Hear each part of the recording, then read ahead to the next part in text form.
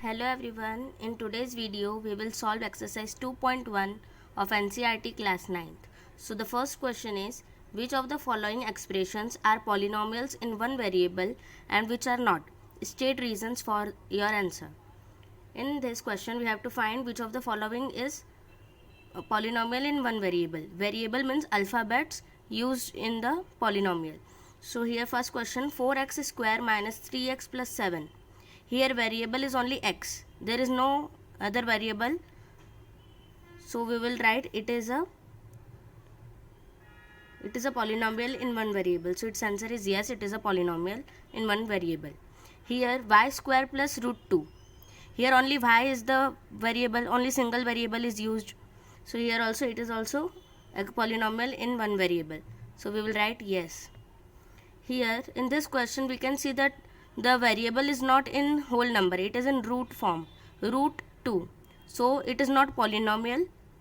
So if it is not a polynomial, so it is not the polynomial in one variable. So we will write no, it is not a polynomial.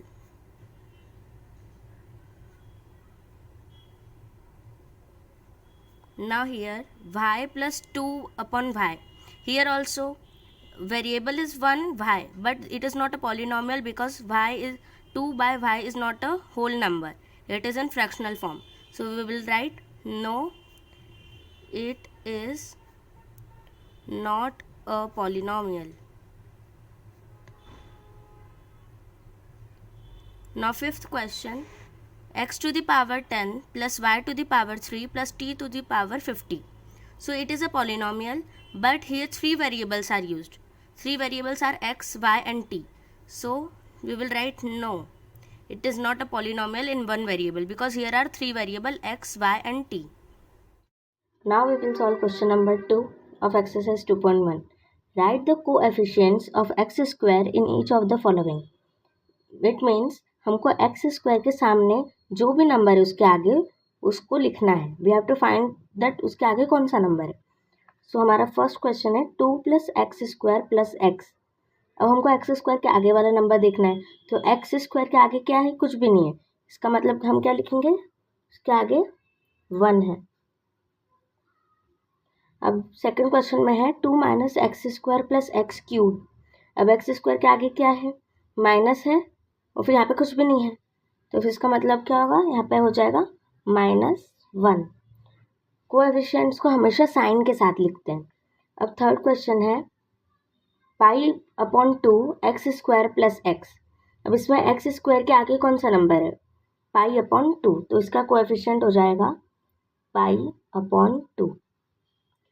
Fourth वाला root 2 plus x minus 1. अब इसमें x square given ही नहीं है, तो इसका मतलब x square नहीं है, तो इसका कोएफिशिएंट भी हो जाएगा 0. Question number 3, give an example each of a binomial of degree 35 end of a monomial of degree 100. तो हमको बाइनोमियल और मोनोमियल का एक एग्जांपल देना है. हम कुछ भी एग्जांपल दे सकते हैं. फर्स्ट मोनोमियल का एग्जांपल,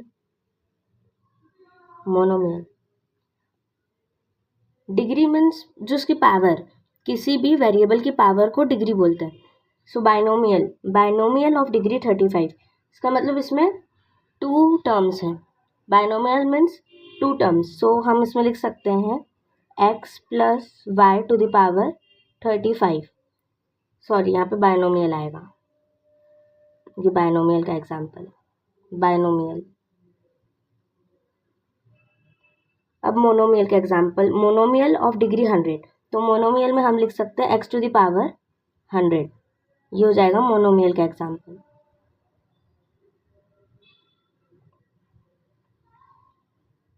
फ्रेंड्स, अब क्वेश्चन नंबर 4 है right the degree of each of the following polynomials. Degree मतलब किसी भी पॉलिनोमियल की सबसे हाईएस्ट पावर क्या है, उसको डिग्री ऑफ द पॉलिनोमियल बोलते हैं. अब जैसे फर्स्ट क्वेश्चन है 5x cube plus 4x square plus 7x. तो उसमें सबसे हाईएस्ट पावर क्या है? 3 है. तो 3 इसकी डिग्री हो जाएगी. डिग्री ऑफ द पॉलिनोमियल क्या होगा? 3 होगा. अब second question 4 minus y square. अब इसमें 4 की पावर यहाँ पे कुछ नहीं है, तो उसका मतलब 1 है. तो हाईएस्ट पावर क्या है? 2. तो ये हो जाएगी डिग्री ऑफ द पॉलिनोमियल 2. अब third question 5t minus root 7. यहाँ पे हाईएस्ट पावर क्या है, 1 ही है, कुछ भी नहीं है, इसका मतलब 1 है हाईएस्ट पावर। यहाँ पे 5 की पावर यहाँ पे कुछ नहीं, इसका मतलब यहाँ पे 1 है। t की पावर कुछ नहीं, मतलब इसके यहाँ पे 1 है। √7 की पावर में कुछ नहीं है, इसका मतलब यहाँ पे 1 है। अब फोर्थ क्वेश्चन है 3। हमेशा जो डिग्री ऑफ द पॉलिनोमियल रहती है वो किसी न किसी वेरिएबल में रहती है। It will always be in a variable. तो अब यहाँ पे फोर्थ क्वेश्चन में ओनली 3 है, यहाँ पे कोई भी वेरिएबल नहीं है, इसका मतलब डिग्री ऑफ द पॉलिनोमियल हो जाएगी 0। ओके, सो फ्रेंड्स, अब question number 5, classify the following as linear, quadratic and cubic polynomials. हमको लीनियर, क्वाड्रेटिक और क्यूबिक पॉलिनोमियल्स में इसको क्लासीफाई करना है। तो अब लीनियर पॉलिनोमियल क्या होता है? लीनियर पॉलिनोमियल मीन्स जिस हाईएस्ट पावर जो रहेगी वो 1 रहेगी। किसी भी पॉलिनोमियल की पावर 1 है तो वो लीनियर है। और क्वाड्रेटिक मीन्स किसी भी पॉलिनोमियल की पावर 2 रहेगी। क्यूबिक मीन्स किसी भी पॉलिनोमियल की पावर 3 रहेगी। सो आप फर्स्ट क्वेश्चन करेंगे x² + x। इसमें 2 जो है वो हाईएस्ट पावर है, इसका मतलब ये हो जाएगा क्वाड्रेटिक पॉलिनोमियल।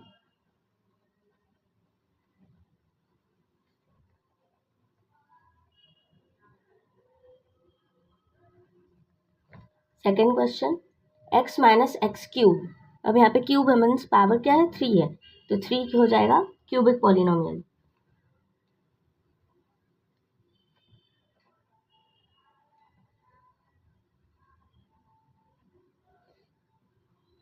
y + y² + 4। यहाँ पे हाईएस्ट पावर है 2, इसका मतलब ये हो जाएगा क्वाड्रेटिक पॉलिनोमियल।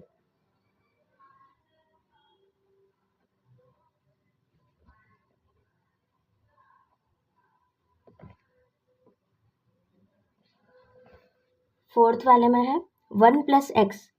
x की पावर में कुछ भी नहीं है, इसका मतलब क्या है, 1 है, तो हम इसको लिख देंगे लीनियर पॉलिनोमियल।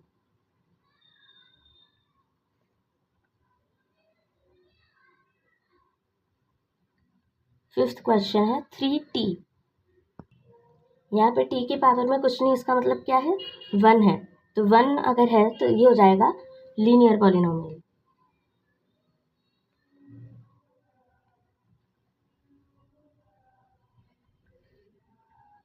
सिक्स्थ, इसमें है r की पावर 2, इसका मतलब r², इसकी पावर हाईएस्ट 2 है, तो ये हो जाएगा क्वाड्रेटिक पॉलिनोमियल।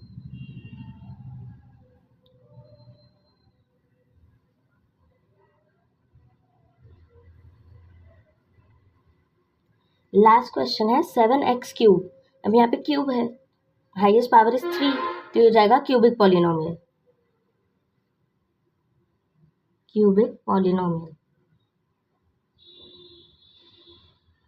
सो फ्रेंड्स, अब हमने हमारी एक्सरसाइज 2.1 कंप्लीट कर ली है। We will meet in next video with exercise 2.2। Thank you.